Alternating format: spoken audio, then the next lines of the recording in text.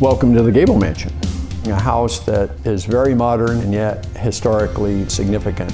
It was registered as a historic landmark, I believe, in 1974 by the second owner. We're the third owner in roughly 33 years.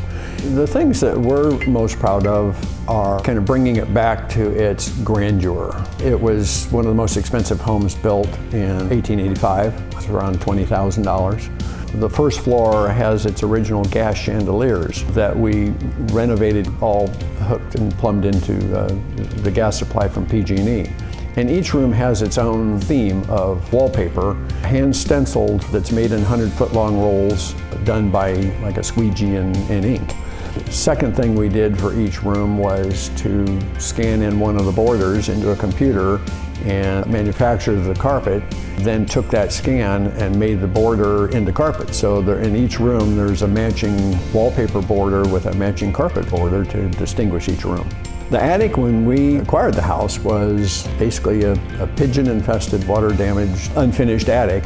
And so we just decided to make it into literally almost a whole house itself. It's a roughly 3,000 square foot house now with a bathroom, kitchen, bedroom, family room, dining room, a gym with elliptical and treadmill, a number of different features. The ceilings are upwards to 22 feet high. The floor, we actually had to laminate what are called micro-lams to significantly strengthen the floor so it would take loads, and we've, through some of the tours, we've had upwards to 100 people. Well, the basement started out as about a 10 by 10, an unfinished basement where it was kind of a root cellar where they would do some canning and storage. We'd had a theater in our house before this, so we put in a very nice projection theater. Wine cellar, bathroom. A few years later, we wanted to put an endless pool in for exercising, so you can swim against a stream, and when you get tired of doing that, you sit on the back end and it's a spa.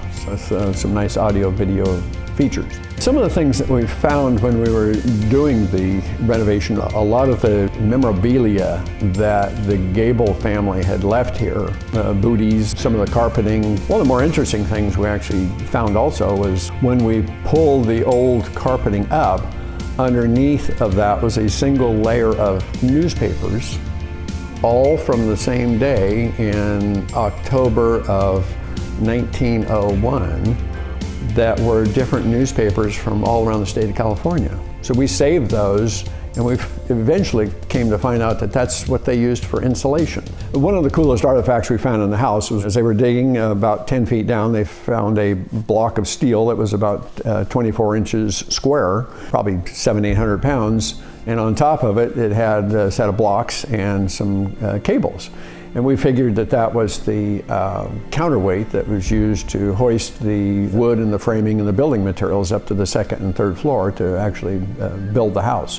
In terms of the landscaping, there's over 650 rose bushes. When the first bloom comes end of April, the place just comes alive with color. Roughly 150-year-old oak tree. There's a number of carpet roses that I think add to the grandeur of that tree.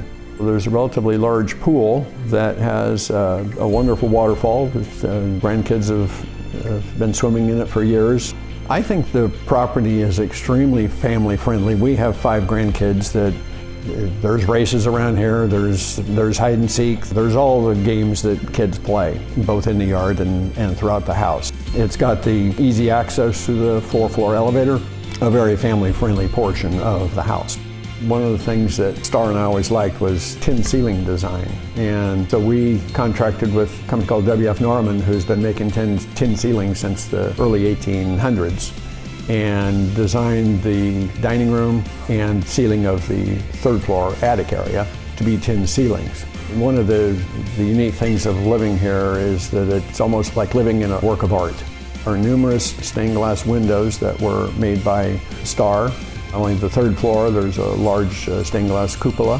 In the master bathroom, there's a Tiffany design parrot and cockatoo window, roughly 9 feet tall by about 30 inches wide. The architecture is almost like a work of art.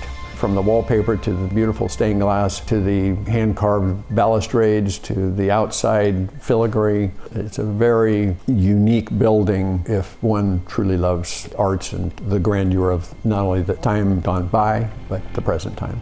It's a true joy. The town of Woodland, I think, really appreciates it and enjoys it. think it would be something that would be very unique that you would also enjoy.